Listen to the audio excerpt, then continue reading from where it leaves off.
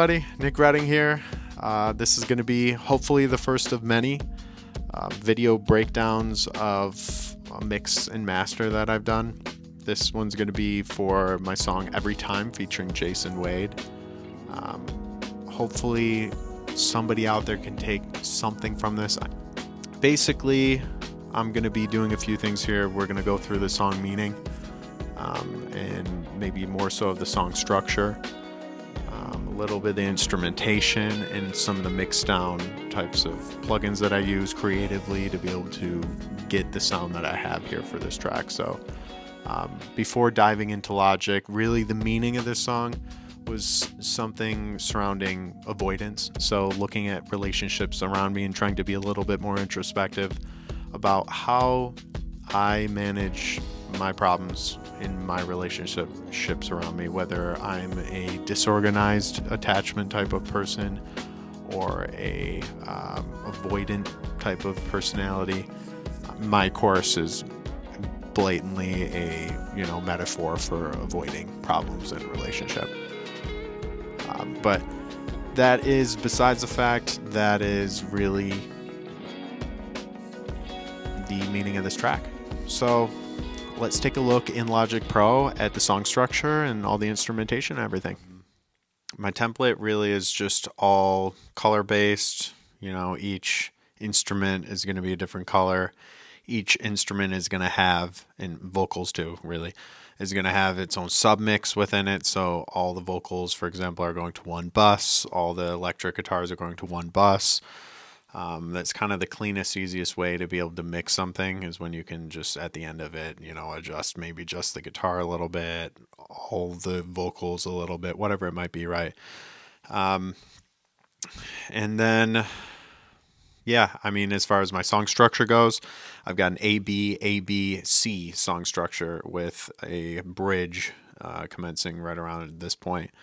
Or outro, really, whatever you want to call it. Transition, outro, bridge, whatever. So A, B, C of some kind. So diving into the drums. The drums, I don't have anything too special here. I've got a bunch of free loops from Tamuts, I believe his name is. I might be mispronouncing it, but he's got really great beats, and I have been chopping them up a little bit to be able to make my own beats in some sense. I didn't do a lot of chopping this time around. Really all I did was on the chorus, I found one of his other snares in one of his other packs of drum beats. And what I did was I added a crystallizer onto it. Industrial drum setting, give it a little bit more of a metallic flair on the end of the transient. And then I added little plate to contribute to that metallic flair, as well as adding a little bit more of a tail again. So if we're going to look at it bounced with and without versus without those plugins is below, with those plugins is up here. So, this snare is really hitting at the same time as the other snare on the beat. But you're hearing it pop a little bit through the mix because of that tail end of that.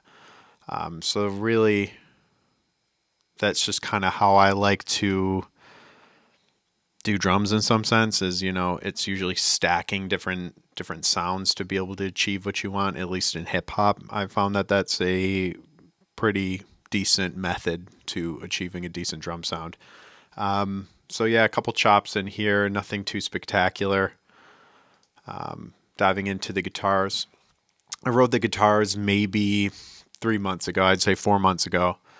And something I like to do from a mix standpoint to achieve a large sounding guitar is I like to have the guitar panned to one side and then have my reverb panned for that guitar to the other side. So it almost sounds now like the guitar is coming from your right ear and the room sound is coming then from the left.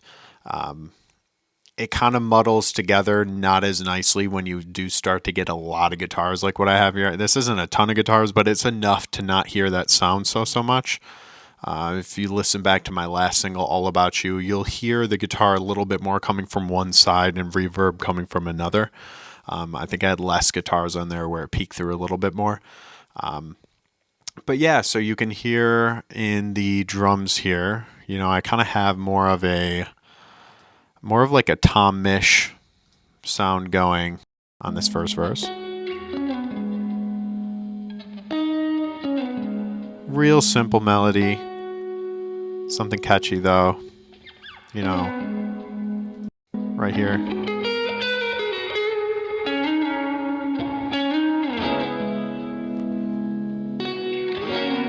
Right, so nothing too crazy here, but helping build the song and with a pad in the backdrop like I have, adds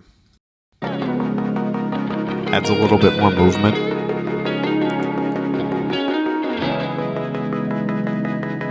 Right, so that's how we're able to kind of help build the song a little bit because, this day and age, when you don't have that dynamic of a track, you try to find other ways to be able to build your track in some sense. And, I think Jason Wade did an excellent job in this to be able to kind of more so on the back end of his verse, compound his rhymes a little bit faster and really take less space in between the beat on the back end of it, making it feel like a build into the chorus a bit more. Really great ear for a build, and I couldn't be happier with the verse. Honestly, I don't think many people think that way. Not a lot of, I don't know. Some people, I could be wrong. Some people really love a good build in their rap, but I think he did an excellent job overall. Yeah. So then on the guitar, really, really simple stuff here going on for us.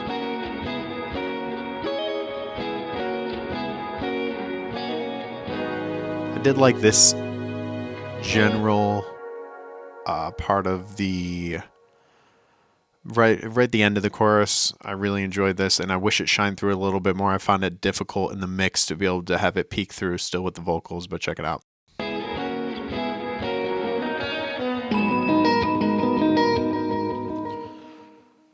So,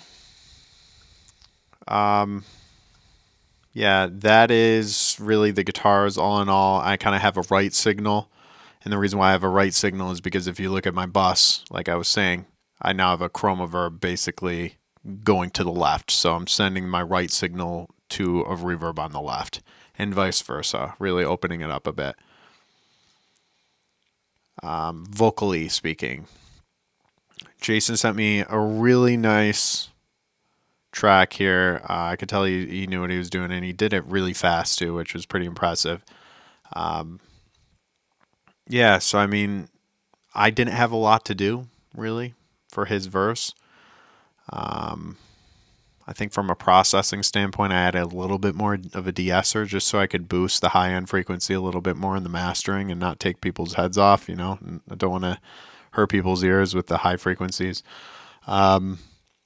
Yeah, he's got some nice ad libs here and some stacked vocals and stuff. So if we take a look then at my chorus, I usually keep kind of two different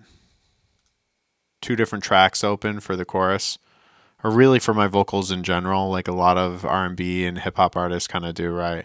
I kind of alternate between both of them for roughly the same type of setting.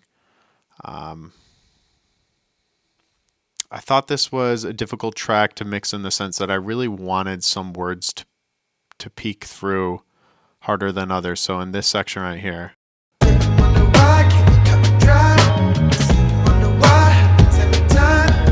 sit and wonder why happens every time.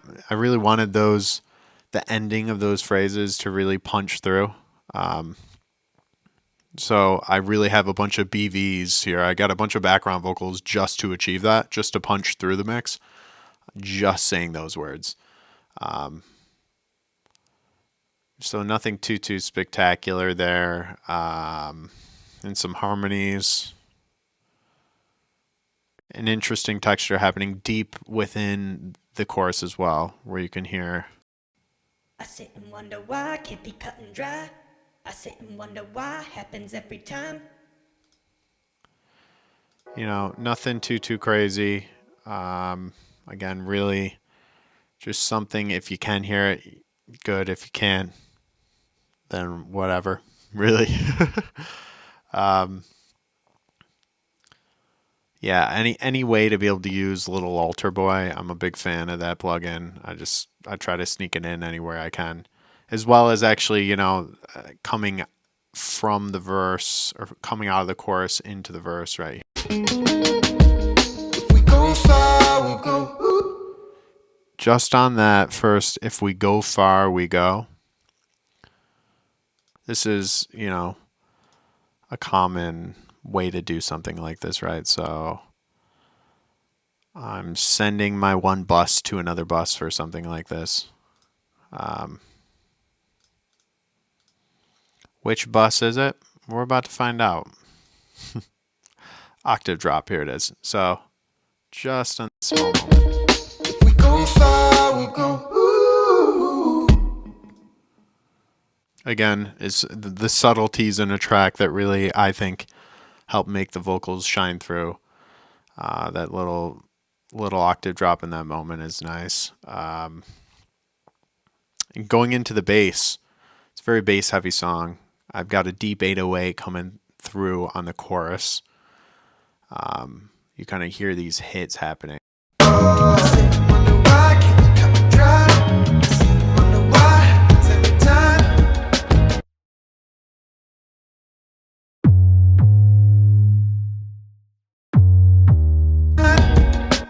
It's an 808 in combination really with the bass.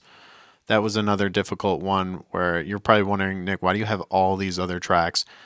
My computer couldn't keep up with it. I had to keep bouncing tracks as I went. And surprising too, because this thing I think has 32 gigs on it, honestly. But yeah, so a common way to be able to get something like this to work is I pretty much had my regular bass line right here, but it was eating up too much headroom when this 808 kicked in, and the two frequency levels were kind of clashing a little bit, right? So I just side chained the 808 to the bass, and you can see in this one up here, it dips as soon as this 808 hits in comparison to this. So we're dropping this signal when this 808 hits. Definitely helping clear up some headroom, because otherwise it would just be all bass and no vocals pretty much, or I'd have to do a ridiculous amount of automation for all these sorts of things. It's pretty simple when I have it all laid out with a sidechain compressor. So that's my bass. And my keys are usually a good way, I find, to build a song transition wise. So with my transitions, I have things like awaken my journey, or I've also got a bell happening here too, right? So check this out.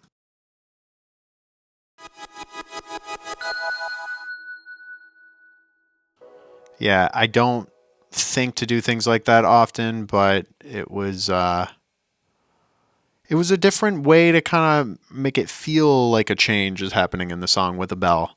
Um, I thought it was different than just a pad, so definitely a fan of trying new things. On the outro here, I was playing an ebow on the guitar at the time, so you'll hear the guitar. Let's just play the guitar for a second.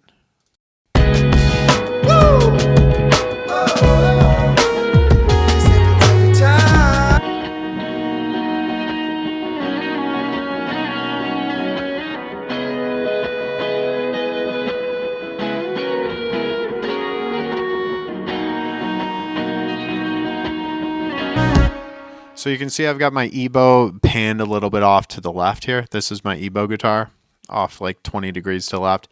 All I did then was I had this very beachy brass tone that I liked, accentuating whatever I was doing on the ebow at the time and panning that then to the right.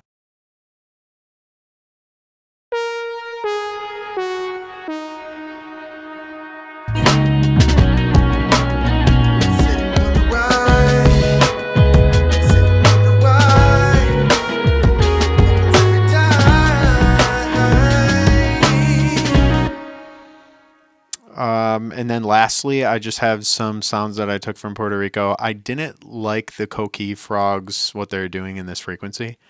They were pretty piercing when I went to master this, oddly enough. I mean, it's such a subtle frog sound in the background. It's so funny, but I just took a little bit, took 3 dB off of, 2000, 3000-ish hertz area, and this was my outro.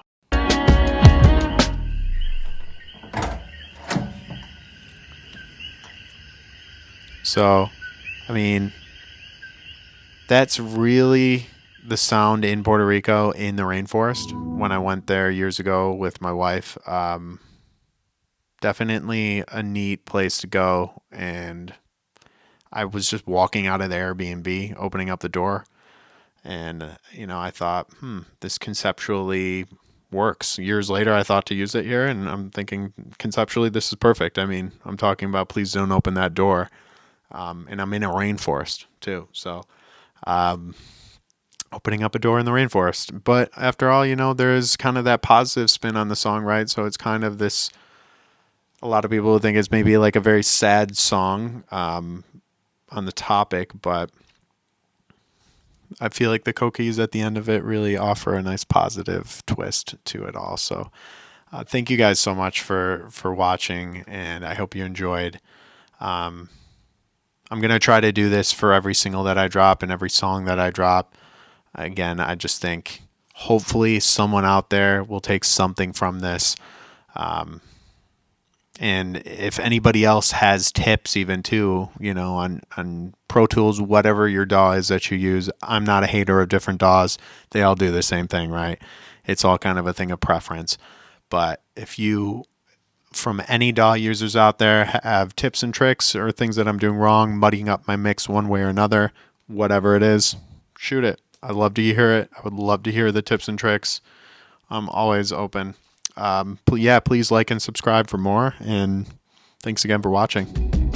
The best part of me.